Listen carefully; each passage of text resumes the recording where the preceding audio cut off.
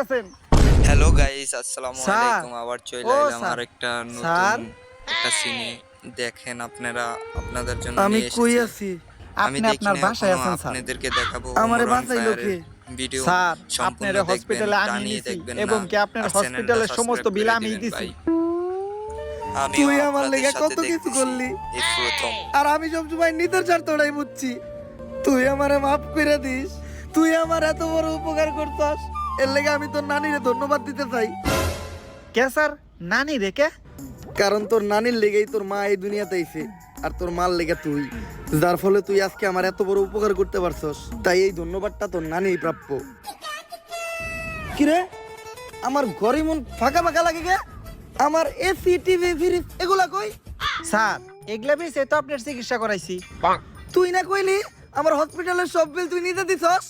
হ্যাঁ স্যার, এই সব কিছু বেইছে হসপিটালের বিল আমি আমার নিজের আড্ডা দিছি। খা খা খা আমায় চুষে চুষে খা আমায় গিলে হ্যালো, এজেন্ট টম ক্রুজের জন্য অনেক বড় একটা মিশন আছে, পুরা দুনিয়ারে বাঁচাইতে হইব। আরে দুনিয়া বাঁচাই বললে আর কোন থেকে? টম ক্রুজ তো নিজেই বাঁচে না। হ্যাঁ, হন মিশন টেশনে যাই পারবো না। তাইলে আর কি, মিশনটা কমপ্লিট করলে 50 লাখ টাকা পাইতো। খেলে ওরা কি? লাভ দিয়ে উঠছে 50 লাখ? গাইস, লাভ দিয়ে উঠছে। আমি পুরাপুরি সুস্থ। Deal done. আপনারা 10 মিনিট অপেক্ষা করেন, আমি 30 মিনিটে রেডি হয়ে যাইতাছি।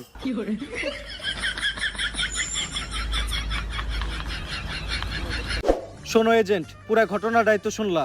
এই ভাইরাসটা যদি একবার ছড়িয়ে যায় তাহলে পুরা দুনিয়াটাই ধ্বংস হয়ে যাইব। তাই যেভাবেই হোক এই ভাইরাসটারে ধ্বংস করে এর হাত থেকে পুরা দুনিয়াটারে তোমারই বাঁচাই। স্যার, একটু ভালো করে দেখেন, ভাইরাসটা অলরেডি ছড়িয়ে গেছে। গাইস, মনে হয় পরে দুধ দিবে ওমর অন ফায়ার। আরে স্যার, আপনারা কোনো চিন্তাই করেন না। এজেন্ট টম করেছে এই জায়গায় আছে, সে একাই সব জম্বি গো মাইরা আমাকে সবাই রে বাঁচাইবো। আরে বেটা, তুই এনে টম ক্রুজের কই পাইলি? বস খারাপ, আমার নয়া বাস।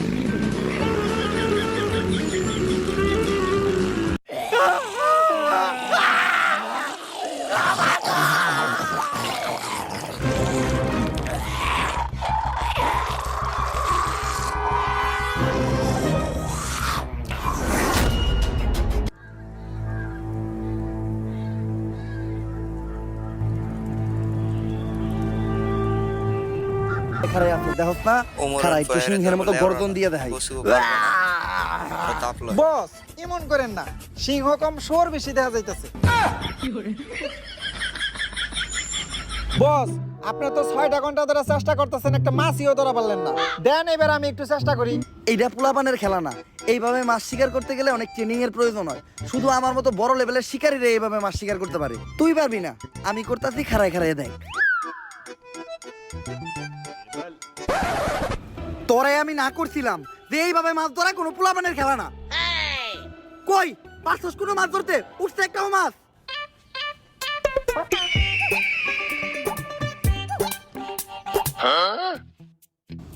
যাক, মাছ শিকার করা আমার কাছ থেকে শিখাই গেছস। এতদিন আমার লগে থাইকা কোনো কিছু তো শিখলি তুই। ল, এবার আমি তোরে শিখামু কিভাবে পাথর কইসা আগুন জ্বালাইতে হয়। পাথর কইসা আগুন ধরানোটা তেমন বড় কোনো বিষয় না। দুই পাথরে পাথরে সহবাস করাইলে নগদে আগুন ধরে দেব। এই দেখ, সহবাস করে কুচুটা পারবে, সে তো পারবেই না। আরো ধরবো ধরবো। তাকে আসলে অনেকদিন পরে ধরাইতেছি তো, তাই ধরতাছে না। বস, এই কথা তো আপনি 2 ঘন্টা ধরে কইতেছেন। আর কিছুক্ষণ হলে মাছটা পয়সা দেবো। আপনি না পারলে আমারে দেন, আমি ধরাইতেছি। বাল ফিরু, এই নে ভুলে বেলা একটা মাছ ধরে লাইছিস দেখা এই আগুন তুই ধরাইতে পারবি না। আগুন ধরানোটা ছেলে খেলা না, এর লেগে অনেক ট্রেনিং এর প্রয়োজন আছে।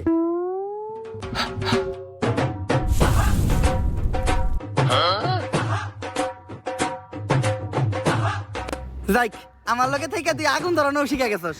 আরো বহুত কিছুই শিখবি তুই আমার লগে থাকলে। আমি মানুষটাই এরকম, প্রচুর ট্যালেন্টেড। বস, আপনার কাছে লাইটার থাকতে তাইলে এত কষ্ট করে পাথর করে আগুন ধরালাম কেন গে?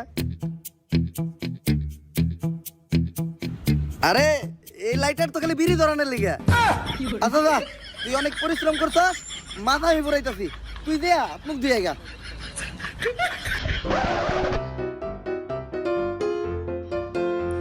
আসলে গাইস, আমার অনেক খারাপ লাগছে। একলা মাছটা খেয়ে ফেললো, ঝামেলাটা দিল না, এটাই আমার খারাপ লাগলো। গাইস, কমেন্টে জানাবেন। Good bye. দেখেন আপনারা সম্পূর্ণ, আমি এই বস পর্যন্ত দেখব। মাছ কই? আরে তুই আত্মুখ দিতে গেছিলি গা, আর মাছ তুই আমি একটু মুততে গেছিলাম, আই হাতে মাছ নাই, মাছটা মনে হয় কুত্তায় খাইছে। কইরা দিছে। হ, কোন কুত্তায় যে খাইছে ওইটা তো দেখতেই পারতাছি। নানি কা সর হ্যায়। যদিও লাইন ভুল করছস, তারপরে বুঝতে পারছি তোরা মানুষ। আমার নাম জনি সায়েন্টিস্ট। জনি ভাই, ভাই বিগ ফ্যান, সেই ছোটবেলা থেকে আপনার ভিডিও দিই ভাই, আপনার ভিডিও দেখে আমি প্রথম হাতের কাজ শিখছি ভাই, একটা সেলফি। আর ভাই আপনি তো দেখা যায় ডাক্তারের ক্যারেক্টার আছেন, শুট কই হইব ভাই, আপনার শুটিং একবার সামনাসামনি দেখতে চাই। আমার নাম জনি সিন্স না, জনি সায়েন্টিস্ট। স্যার খুনগুলো অনেক অলৌকিক ভাবে হইতাছে, এই এরিয়াতে যখনই কোনো সাংবাদিক ঢুকতাছে তখনই ওরা মেরে লাইতাছে, আর কোনো চিহ্নও রাখতাছে না। স্যার এই যে আপনার বিড়ি। আর বাকি যেটি আবার চড়ি টেহা পাচ্ছে উল্টা, আরো আমার 80 টাকা ভরার লাগছে, আমার 80 টাকা দেন। এত টিয়া লাগলো কে? স্যার বিড়ির দাম বাড়ছে। ল দোকানদারে যাই দিগামু। আরে স্যার আমি তো মজা করছি, বিড়ি কিনছে 80 টাকা দেয়া, এই যে আপনার 420 টাকা বাড়ছে। বাট পার ঢুকাই দিয়ে ফুড়ে এলাম। আরে বেটা ফাও পেচাল বাদ দিয়ে খুনিরে কেমনে ধরা যায় ওইটা চিন্তা কর। স্যার খুনিরে ধরার বুদ্ধি একটা আমার কাছে আছে।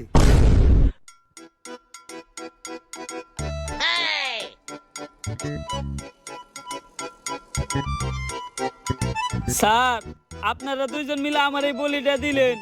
আরে তুই কোনো চিন্তা করিস না, আমি আর এসপি স্যার আছি, আমরা থাকতে তোর কিছু হইতে দিব না, আমার আমাকে জীবন দিয়ে হইলো তোরে বাঁচামু।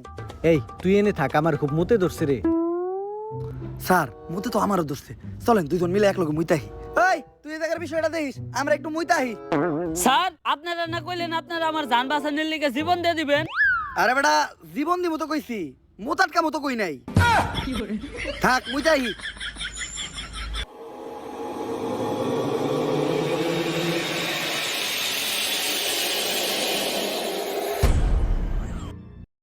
হন আমি যখন থেকে নতুন মুরগি খুঁজে বাই করি, বাবা সঞ্জনা নামের এক আত্মার ধরতে বাবা, আপনি আমার সফল হওয়ার একটা উপায় দেন। যদি সফল হতে চাও তাহলে আমার লেখাই বইটি নাও, শয়তান ধরার গর্জন। এই বইটি নেওয়ার সাথে সাথেই তোমার জীবনে থাকবে না কোনো অর্জন। আমি কথা দিয়ে কথা রেখেছি, শয়তান আসেনি তো ফিরে। আমি শয়তান তাড়ানো গল্প লিখেছি আমার সারাটি জীবন ধরে। আমি অন্ধকারে মোমবাতি জ্বালিয়েছি, তবুও পাইনি ভূতের খোঁজ। আমি ভূতের অপেক্ষায় ছিলাম, ভূত নিজেই হয়েছিল নিখোঁজ। শয়তান ধরার গর্জন, পৃষ্ঠা নাম্বার চুদলিংপং। বাবা এটা তো মন